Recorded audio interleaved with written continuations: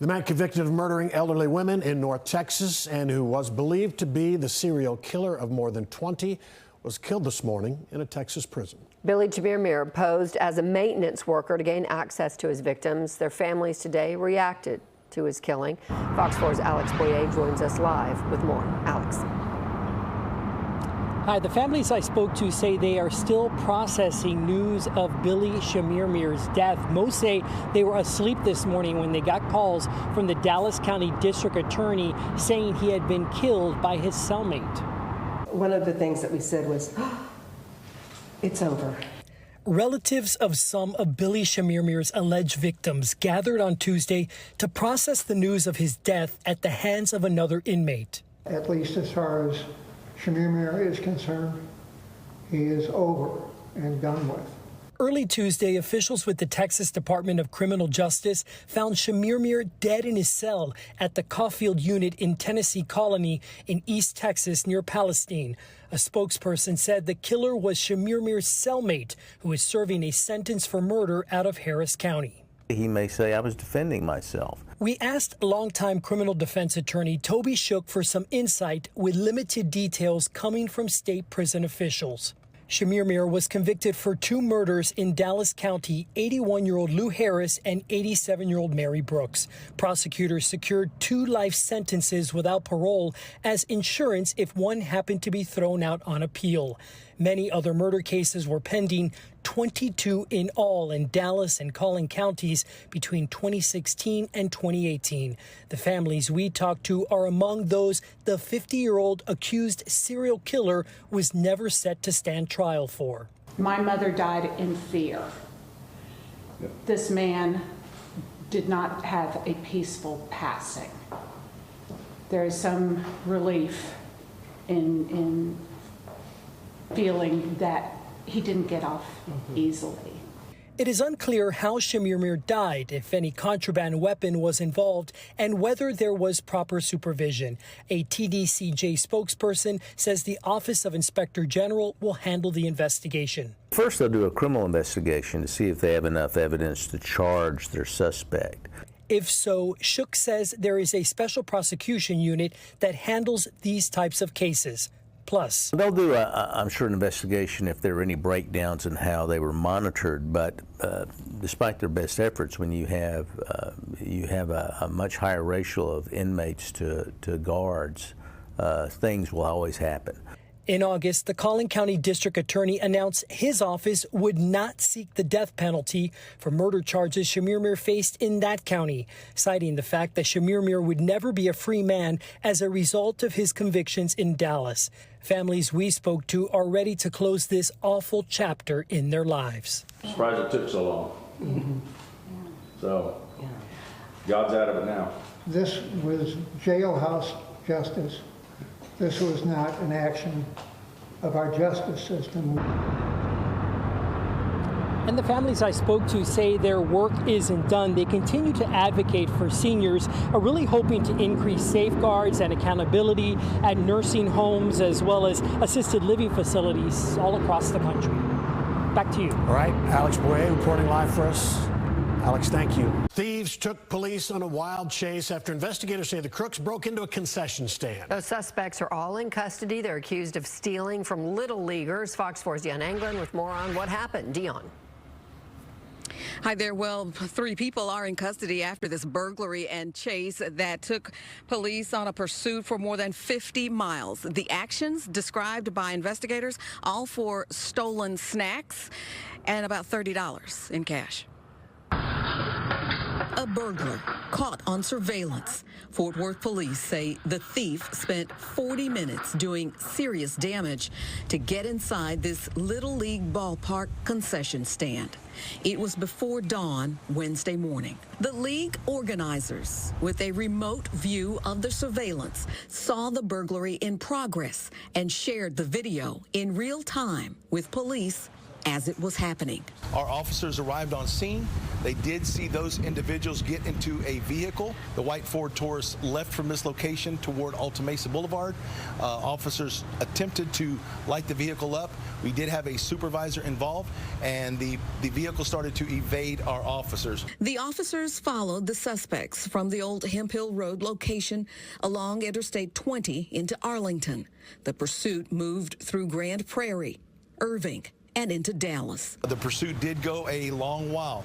The pursuit actually ended near a town called Heartland, which is near FM 741 and Interstate 20, and I believe that's in Kaufman County. Police say the items taken included $30 in cash, snacks, and 2 cash registers. As the officers were pursuing them, they were throwing it out the window during this pursuit that was taking place. So if you see anything on the side of the road, one, if it's on the highway, don't stop and get out. Make it safe. We serve children from the age of 4 to 12. The University Little League had recently battled back from flooded out fields and the hardships of the pandemic. When you get news like this, it's just frustrating at the end of the day. But again, thankful for the Fort Worth Police Department. 3 people are in custody. 37-year-old Haley Lynch, 41-year-old Leila Salinas, and 46-year-old Bobby Dwayne Williams. Police say the pursuit ended without incident. The vehicle ended up with some flats. It did not get spiked. It just went on flats, and they pulled over to the side of the road and basically just gave up. Now, all 3 people who were arrested are charged with burglary and tampering with evidence. The driver, one of the women, Salinas, she also faces a charge of evading arrest. Police say a man who shot and killed his roommate, then shot a responding Dallas police officer, was repeatedly deported for other crimes. Hello, everybody. I'm Heather Hayes. And I'm Steve Eager. Police released video of the shootout and the suspect takedown. The police chief says he is thankful his officer's vest protected him from a serious injury. Fox 4's Alex Boye has more from the police chief. Alex. Hey, that's right, guys. You know, Chief Eddie Garcia says this is the 7th time so far this year in the city of Dallas that an armed suspect has fired at one of his officers. As you mentioned, thankfully, that bullet hit him in the vest. Meanwhile, Garcia says that the suspect, who is from Mexico, has been deported several times since 2002. September 14th, around 1:30 p.m., Dallas police officers Derek Williams and Christopher Mason are driving past a business on Sain Road in South Dallas when they see a man later identified as 45-year-old Juan Vicente Zavala Lopez shooting into a pickup truck. The officers circle around and confront Zavala Lopez. Get out the car! Get out the car! The officers return fire, get back into their squad car, and give chase while radioing for backup.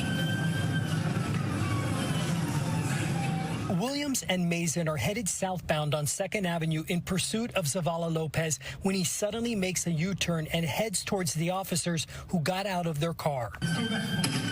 Zavala Lopez and Officer Williams exchange gunfire as the suspect drives past. Dallas police slowed down Williams's body camera video to show the encounter. Chief Eddie Garcia describes what that moment shows. He let go of the steering wheel while he encountered my officers and was using a 2-handed technique to shoot out of the car. Police say Officer Williams was hit by the suspect's gunfire on his right side in his ballistic vest. Zavala Lopez speeds off, but within hours, Chief Eddie Garcia says the investigation leads detectives to a private home in Louisville. SWAT officers searching a barn on the property find Zavala Lopez injured and slumped over in a horse stall. Looks like Daryl. After quickly evaluating the situation, a SWAT officer fires a less lethal projectile, and then several move in to make the arrest. Chief Garcia says a 9mm handgun was still in the suspect's hand. Guns out! Guns out! Zavala Lopez had a gunshot wound to the leg, believed to have been sustained during the initial shootout with police. He was treated at the hospital before being booked into jail Friday. Chief Garcia says he knew the man he fatally shot during the initial incident, identified as 60-year-old Ruperto Salgado. They knew each other. I believe they were roommates. There's some sort of domestic type of issue that was occurring. Chief Garcia says Zavala Lopez, who is on an immigration hold, has a lengthy criminal history and has been deported at least 9 times. Here I am describing another incident where the suspect, armed with a firearm, shot at our officers for the 7th time this year. And yet again, we were lucky to have our officers alive today. And Chief Garcia went on to say that Zavala Lopez has previous convictions for possession of a controlled substance, And in fact, sheriff deputies said that they actually found methamphetamines on him when he was arrested and taken to the jail. Now, he does remain in jail, charged with numerous felonies, including murder. Back to you. All right, Alex Boye at DPD headquarters in downtown. Thanks, Alex. Louisville police call the fatal shooting of a student right next to Louisville High School targeted. Hello, everybody. I'm Heather Hayes. And I'm Steve Eager. It's 9 o'clock. The 17-year-old boy was shot dead not long after classes ended. A suspect was caught. Fox 4's David Santandri has more tonight from Louisville. David. Yeah, Steve and Heather, right now we are standing in the parking lot of Lewisville High School. To my left is the football stadium, and behind me, just over my shoulder, is that Raising Cane's restaurant where that deadly shooting took place. I want to let you guys know what we have right now from city officials here in Lewisville. They were telling us that a juvenile suspect pulled up to a restaurant, in a vehicle, got out, and just started firing a gun multiple times at 17-year-old Skylar Ashton Markel Linson. Linson was hit and later died at a hospital. Linson was a student here at Lewisville High School, according to that city official. The juvenile suspect was not a student here. We do not know what led to this shooting, but City of Lewisville says it wants to be very clear that this was a targeted shooting. But especially since it happened near a high school, I think it's important for people to know this was targeted and not random. After the shooting, the juvenile gunman reportedly drove off, but he was followed by a Good Samaritan who witnessed that entire shooting. That Good Samaritan called police and continued to follow that alleged shooter until police tracked him down in Carrollton, about 8 miles away from here. Police were led on a chase for a few minutes before that juvenile stopped and surrendered, according to that city official. And again, as you guys were mentioning, I want to point out that school had just gotten out here. It was around 4 o'clock when the shooting took place. The school district says it has notified parents about what happened, and counselors will be available to students on campus tomorrow. We'll keep working for more information, but for right now, Steve and Heather, I'll send it back to y'all. All right, it's David Santandri live in Louisville with the latest from the shooting scene. David, thanks.